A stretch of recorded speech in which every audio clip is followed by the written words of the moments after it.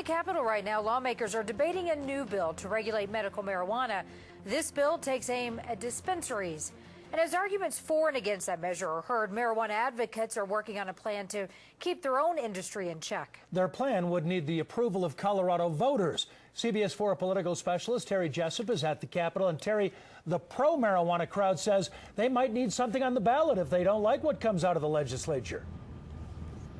That's right, Jim. The medical marijuana advocacy group known as Sensible Colorado says this will be their plan B if lawmakers pass something down here that they find to be unacceptable. And they believe if they do go back to the voters, put something on the ballot, that they will be successful. While state lawmakers draft new rules to try to weed out the potheads from the patients, advocacy groups are worried the state's growing cannabis business will go up in smoke. State licensed medical marijuana patients need access to dispensaries in the same way that other sick Coloradans need pharmacies. To ensure that access, Sensible Colorado plans to gather more than 75,000 signatures to put a ballot initiative before voters in November.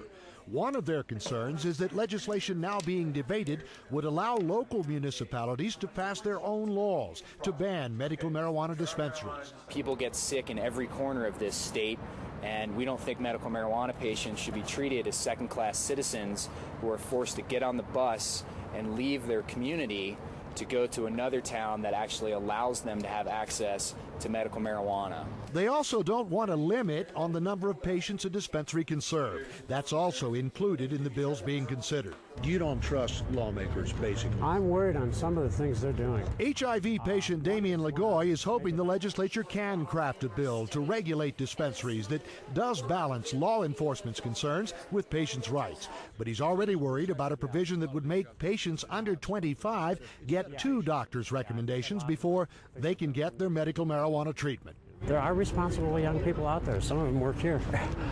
You know? Now, if the advocacy groups do get a bill that they feel they can live with, they say they might drop their ballot initiative. But this is their political leverage. They believe that if the lawmakers don't come through, they'll go back to the voters and that the voters will back them once again if it comes to that. We're live at the Capitol. Terry Jessup, CBS 4 News. So, Terry, how much time do they have to get something on this year's ballot?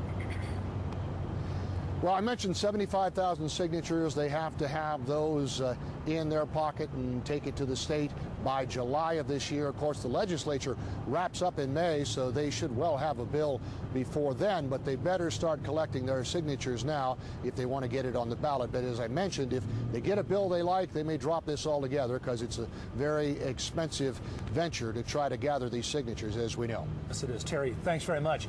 Right now, a House committee is hearing testimony on one of the 2 new medical marijuana bills. The House bill calls for a timeout on any new dispensaries and would allow the state to set up community health centers for caregivers to service their patients.